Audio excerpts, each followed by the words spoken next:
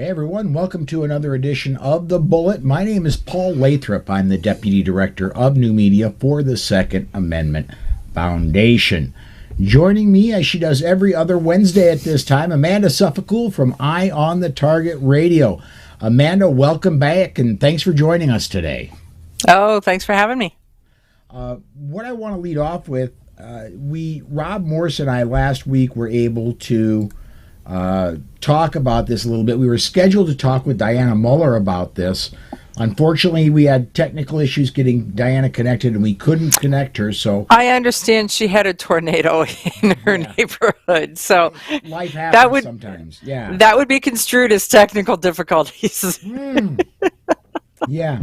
So what I'd like to do is I want to go ahead and play the video now, and since you are a DC Project person, the first person we've had on camera for DC Project since we aired the video, I want to go ahead and air the video again, and I want you and I to talk about it a little bit. Sure. So, here we go. You and I are constantly bombarded by misinformation from politicians, celebrities, and media personalities who demonize guns and gun owners. Their accounts are contrary to my experience as a responsible gun owner, a retired police officer, and a professional competitive shooter. I have listened to their lies and I've taken their punches, but I refuse to stay silent any longer because I know a lot of women who have something to say and they won in the game. They're ready to play offense with the truth. The truth is, we all want the same thing: to protect ourselves, our families, and to be safe in our communities. The DC Project is a nationwide grassroots organization made up of women from every demographic. We come from all different walks of life, but we are united in preserving our Second Amendment rights. As we share our experiences, we push back against gun control lies and oppose those who demand our rights be restricted. As an immigrant from Venezuela, I saw how easy it was for freedom to die. My family and I watched tyranny destroy our home. In Venezuela, the media, celebrities, and politicians repeated the same anti-gun messages until people found it normal and acceptable to give up their freedoms. The reality is, none of it is normal or acceptable. Hungry and helpless, Venezuelans are now unable to protect themselves. Now, as a proud American, I am determined to guard against the same things happening here. We constantly hear about common sense gun control, like universal background checks, banning assault weapons, ghost guns, high-capacity magazines, and gun show loopholes. Every city that is facing massive crime waves have put these policies into place. Common sense tells me that they don't work. So why do people still believe the idea that those policies save lives? Actual common sense is holding criminals accountable, not letting them out of jail or encouraging them to be more confrontational. Common sense is not stealing the right of the American people to protect themselves. This is the message that America needs to hear. The DC Project works to reduce firearm accidents by campaigning for education in schools. We counter the false gun control lies by testifying in hearings and meeting our legislators. We equip our friends, our families, and our communities to know the truth. Gun owners are good people. America is a beacon of freedom. The Second Amendment is vital piece in ensuring that our kids can have a free country to grow up in. We stand with the lawmakers who support the Constitution, and we provide armor from the attacks by the gun control lobby. Join the DC Project today. Become a member, donate, or subscribe to our newsletter for updates on how we educate, advocate, and preserve our Second Amendment rights for generations to come.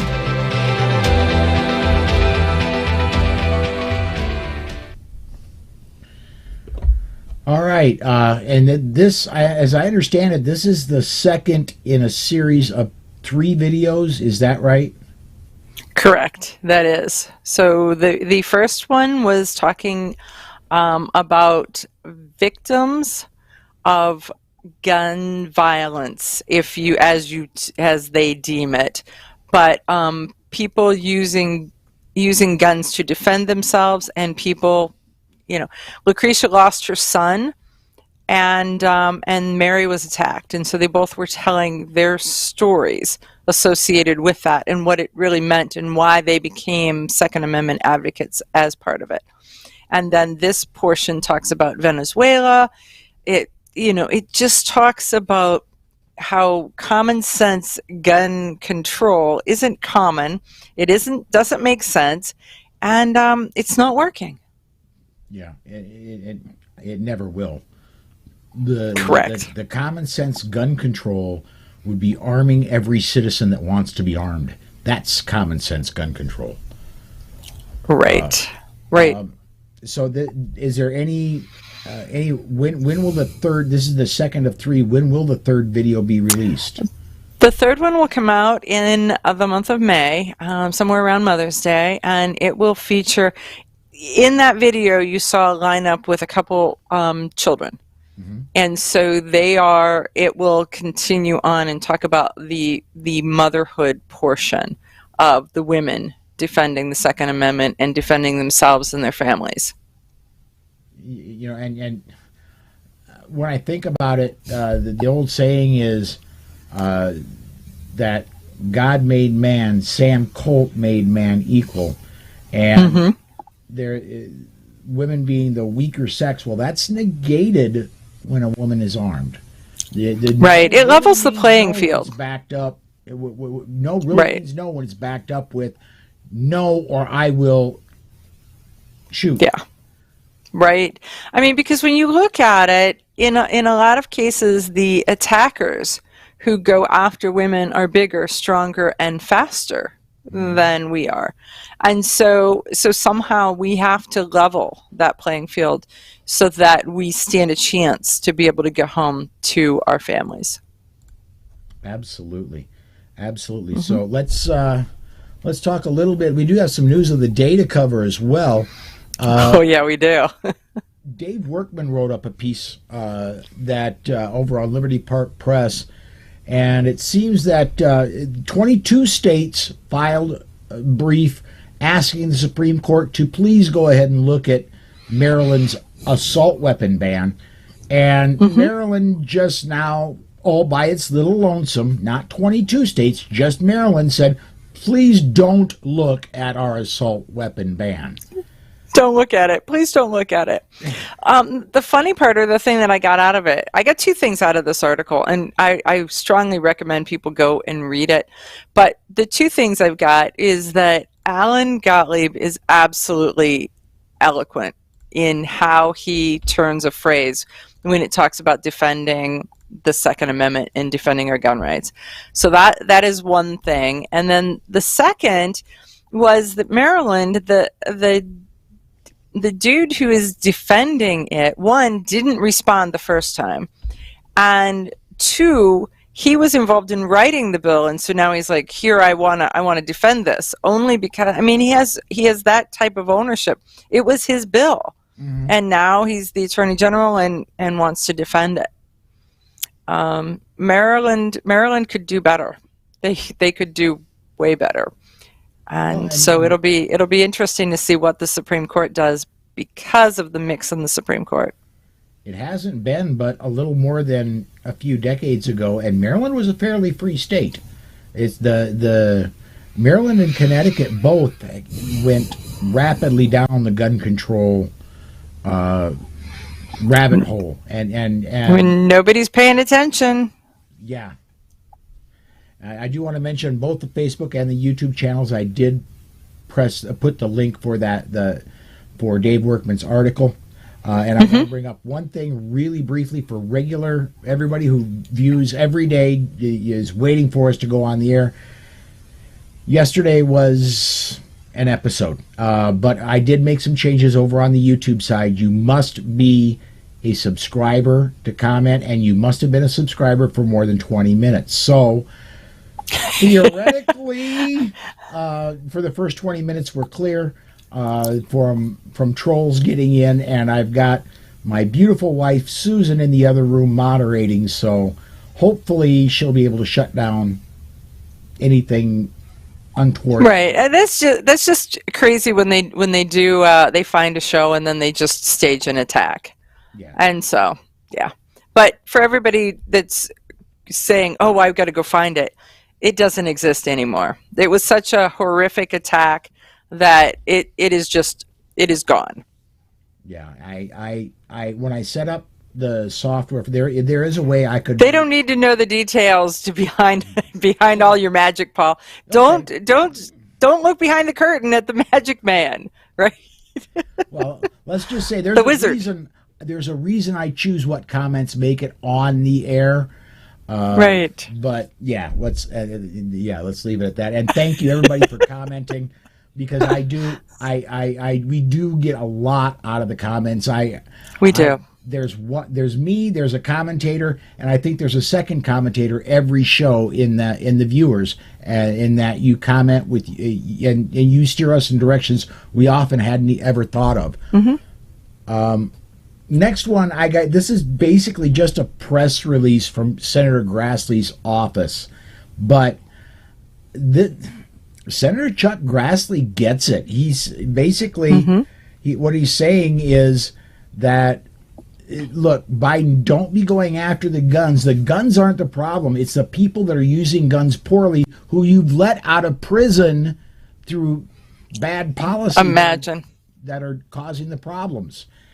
And he also lambasted this new ATF director, and there's another thing I think we're going to have to gear up to fight is keeping another anti-gunner out of heading the ATF. Well, and you saw today's news about the ATF, where they've taken the temporary ATF director and they have demoted him.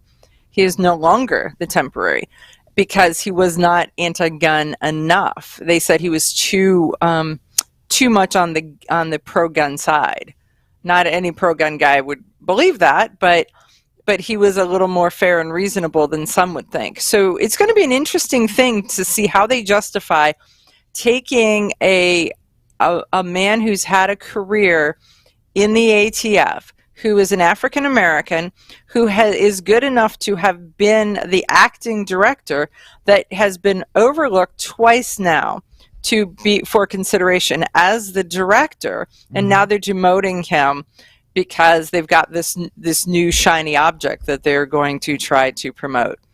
If the guy would just put on a dress, he'd be in like Flynn. Well, there you go. But the interesting thing is he's got Cleveland ties, and I have a U.S. Senate candidate who's coming on my show, on Sunday night, who knows him. And so there's going to be some conversation about the Second Amendment and about his knowledge and his views on the ATF. So it should be an interesting thing. Yeah, and by the way, if you're not tuning in to Eye on the Target Radio from 4 to 6 p.m. Central Time every Sunday, you definitely ought to be. If you're watching this, you can watch Eye on the Target Radio, the same place this shows up. So I want to get a couple comments in here real quick. Which button do I want to hit? I want to get this one over here. Okay. Pete over at Gun Websites says, for what it's worth, that's been happening to many live shows recently, meaning the trolls showing up. Right. Yeah. Okay. I'm not going to back down from being live, though, because being live adds so much. They have sharp little teeth, these trolls that are backed into the corner. And so they're losing, and they're angry. Angry little trolls. And over on the Facebook side, I want to get John's comment up here. Gun control doesn't keep you safe from criminals. Gun control keeps criminals safe from you. That's a quote. That's a good one. That's a very good one. All right, let me see. What do I got up next in show notes here? I've got, California. There's a law. Yeah. Craig DeLuz and I, for those who watched the show live yesterday, that's the only way you're going to be able to consume it, is if you were watching it live. But we got into some of the anti-gun bills that are up. We just barely touched on this one. We did not get into it very much, but this AB 2571, and I'm going to read straight from Bearing Arms, this is a piece Cam Edwards wrote, quote, seeks to restrict the malicious and manipulative firearms marketing geared towards children and youth End quote.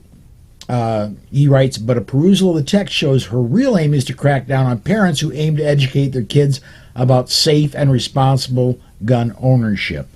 So if this thing goes through, apparently you won't be able to have your kids let you buy a Remington shotgun T-shirt in a child size. Any of the logos. You know. No. Yeah. Any of the logos. The interesting thing is here's what they're after.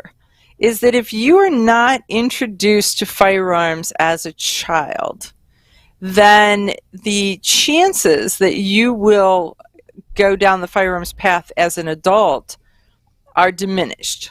And so they're trying to crop the roots, if you will, of Second Amendment supporters by restricting and limiting them and making it the dirty little secret. And so, but it really is a violation of First Amendment rights about your Second Amendment rights. Yeah. I just got a comment that I'm not going to put on the air because it went through a back channel.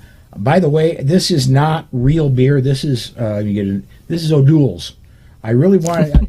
I had a taste for beer, and I'm just going to say it has a green label, which means that your background shows up on your label. Yes, it does. Let's see if you can get cute. one of these exactly like this in your store. Yeah, that's funny. But no, it's a non-alcoholic beer. Susan and I were grocery shopping today.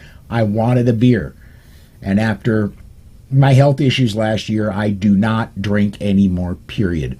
That is the one thing I've been able to eliminate and stick with. So, let's see here. Where are we at on time? Oh, we got plenty of time left. We've got plenty of time. So, are we going to talk about Nikki Fried? Yeah, let's talk about you. I have barely touched this one, so why don't you? I think you're probably more familiar with I am. Why don't you go with it? Well, the interesting part is okay. So she is a Democrat in Florida who wants to run for governor. So she's going to run against DeSantis, and she's trying to get herself with credibility. Currently in Florida, she holds a position where she's in charge of issuing concealed carry licenses.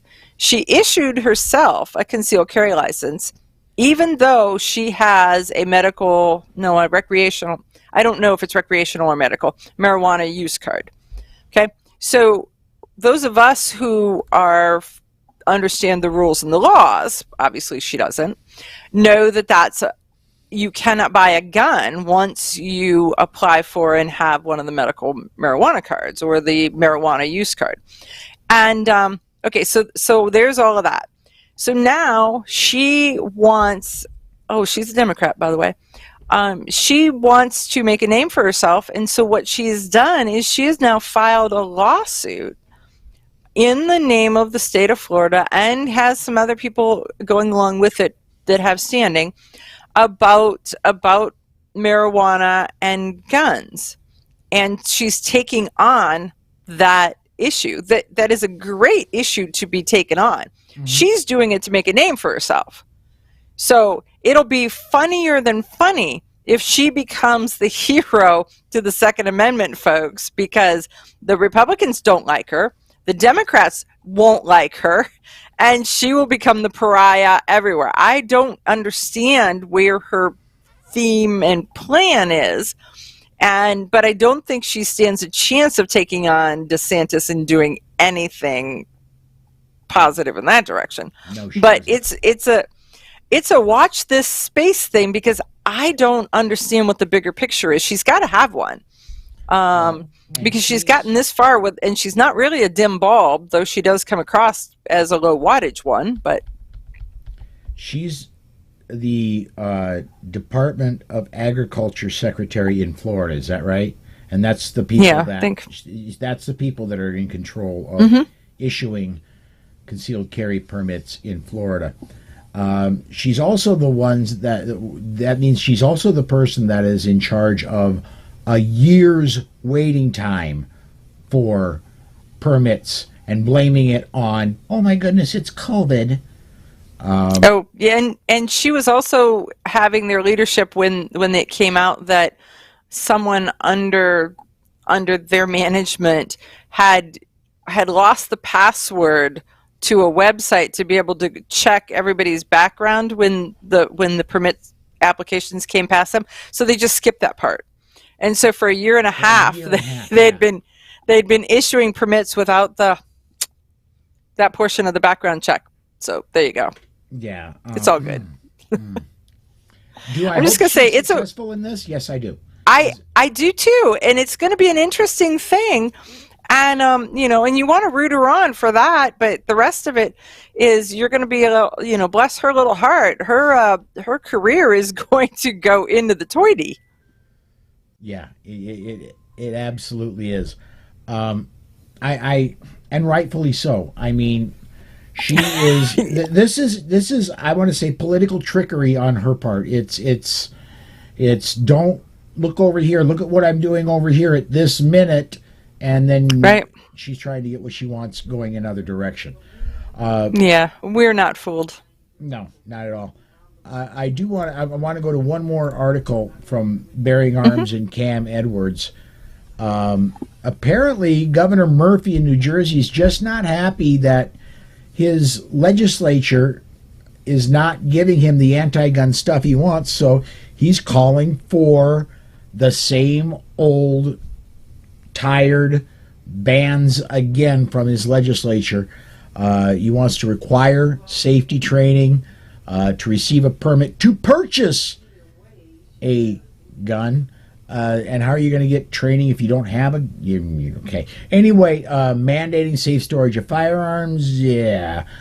And this is the one that really flays me every time. Banning .50 caliber firearms. Right. Every time this comes up, I look and I cannot find a single instance of a .50 caliber firearm being used in a crime. In the commission of a crime. Mm-hmm. Not only in New Jersey, in the United States. Have you carried one? Have you picked one up? They are extremely, extremely heavy. Mm-hmm. And so, there is no quick getaway while you're trying to carry one. Right? No. There just isn't. But it has great optics because look at that big nasty gun. But yeah. So that's right now the wait that they go through to get a permit to purchase is pretty darn long. And so if you have to have training prior to getting the permit to purchase, that's just going to be even longer. Okay, I've been looking at our news stories. I just went over and checked comments. Boy, we've got some comments we got to get to. Okay, roll them out. Let's get this one up to start with. Okay. Very Mad Mike says, "Stop drinking blanks." Hey, I like that. I like the taste of beer. Okay, and this is the closest taste you can get to beer without doing more damage to my brain. Anyway, gun website says 2A is for both parties. He's right. Yes, you are right. Unfortunately, it shouldn't be. Yeah, they've made it a platform issue. They've made it a platform issue. We've not. But 2A is for every citizen. Mm-hmm. Pete, I want to rephrase that. 2A is for every citizen. The parties pick what they want to promote, but every citizen should be in the defense of the Second Amendment. All right, and Rosie, David Rosenthal says, in Jersey, our AG has ruled that off-duty cops can smoke weed and keep their guns and bullets. Backdoor gun control for peons, but cops get a carve-out. 14th Amendment much? There you go. The real issue with marijuana is the technology associated with testing whether you're under the influence or not. With alcohol, they can tell immediately, are you under the influence? With marijuana, it's were you under the influence today, yesterday, last week, when? And so that's one of the tougher things. And it's definitely this is one of those conversations where we're like, look, something is going to tip the scales, and there's going to be a battle on states' rights. Mm-hmm. it's going to be guns, it's going to be marijuana, it's going to be, there's like 3 or 4 different topics that potentially Planned Parenthood or, that is going to be the states' rights issue. And this marijuana thing may just circle back around. Yeah. And I want to put, and today, this just occurred to me, today is 420. So it's... Let's talk about marijuana. Yeah. I personally, speaking as Paul Lathrop, removing the Second Amendment Foundation right. attachment there. Speaking as Paul Lathrop, I don't care what you put in your body as long as you make that decision and you are responsible for the consequences of that decision. Correct. Okay? That I don't care. How libertarian of you. Yeah. I do consider myself a little bit of a libertarian, but I think it comes out.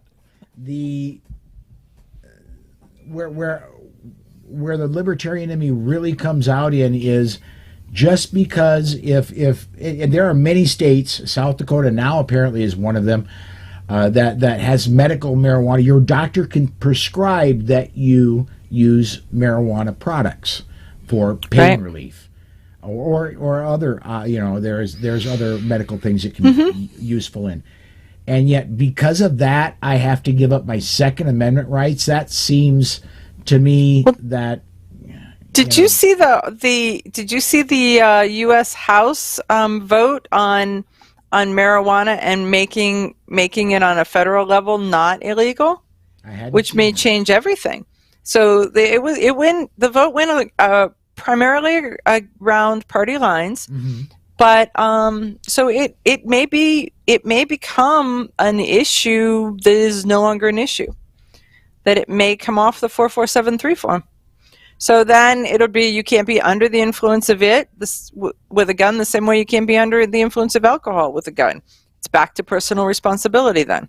There you go. Being responsible for your own actions and what you do. Amazing. Let's get this. What a concept. What a country. New Jersey is almost as bad as New York City. You're fortunate to have a CCW. You better not have hollow points or you will be arrested.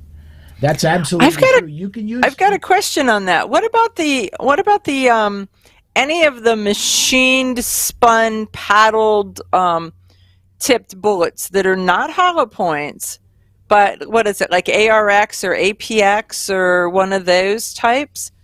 There's a couple different that are not hollow points, but when you look at the ballistics for them and how they react in that same displacement kind of motion, yet they have a point, literally. So do I, but they have a point. Yeah, I wonder about those. I'm not an attorney, and I'm certainly not in New Jersey. I'm going to ask Rosie to write an article about it. He can do the research. Or Petrolino. Calling Petrolino. Yeah, exactly. And I haven't seen him comment. He usually does. Right.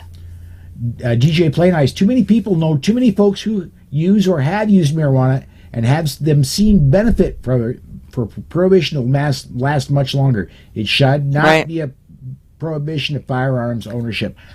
I totally agree. I agree. The only thing, in my opinion, the only thing that should prohibit you owning firearms is a violent felony or a conviction of treason against the United States. Those are the two things I think that should ban you from. And I think a violent felony, make it a 20 years. After 20 years, they can apply and get it back. I mean, the prescriptions of opioids do not stop it, yet a mellowing drug like marijuana does. It's got to change. And the fact that so many states are pushing toward it, I think we're headed there. Yeah. Okay. All right. Look at Charlie Chambers. I got to get this one up. I love Charlie. The only enumerated right lost over drinking a beer or partaking is a human right of self-defense. An intoxicated has the right to remain silent, but not the ability. They're fun to listen to using their liberty of speech. I don't partake, and those who do shouldn't lose their rights. Yeah, there's a difference. And even, Amanda, even if this were, and it's not, but even if this were a real beer, I didn't quit drinking until I was over 50 years of age. I used to be able to drink one. I had to drink 1.5 before I felt anything. And 2 to 4, and I would start to I'd start to feel a buzz, and I would not be carrying. But you take enough of a puff. One single puff could theoretically get you positive on a marijuana test, and there go your rights. Yeah, it's a crazy thing because the positive on a marijuana test stays for a period of time. I am not a drug expert, so I just know that in the testing it's not immediate and it's not responsive to the current situation. Okay, one more. We're over time, but I got to get one more in because George Geller hits it. He says, I feel so safe when I go to New Jersey knowing only cops can shoot me with a hollow point bullet. Good one, George. Really good. Very, very good. All right, Amanda, thank you. And on the way out, if you would, I want you to plug your Friday show because we've already talked about your Sunday nationally syndicated radio program, which everybody should already be paying attention to. But talk about your Friday night show. So Friday we do a Women for Gun Rights show, and it is on Opslens TV. It's on Facebook. We do it on a couple different social media platforms. But it is an hour-long interview with a woman in the industry that is doing amazing things. And so we have, I've got Shelley Hill coming up. I just had Karen Butler from Shoot Like a Girl. I've had your adorable wife Susan on the show. It's the women all over the country who are making a difference in the Second Amendment in their own little way, whatever that way is. It could be a big way, it could be a little way, but it's, in the gun industry, there are no real shooting stars, no real giant people. It's more like the pellets of a shotgun. There are a whole lot of people that all together are making a huge impact. But singularly, it's really interesting to roll one around and just look at it and understand its impact. And that's what we do. Very cool. And what time is that on Friday nights? That is 7 p.m. Eastern time on Friday nights on the Opslens channel. That means I have to, and it also airs here on the Polite Society Podcast Facebook page. And it means on Friday nights, is another night other than Monday. I have to get out of here quickly so that Amanda can be primed up. I can kick off my show right up after. Yeah. Yep. All right. We've got a half-hour gap. We're good. Yeah. Well, unless I get really fond of talking, and that verbose, that happens at times. So we are going to shut it down here, folks. Thank you, everybody who's commented, and the YouTube comments came alive today. Thank you very much. Thanks for everybody who's been watching, and we will see you tomorrow. See ya. Where is that?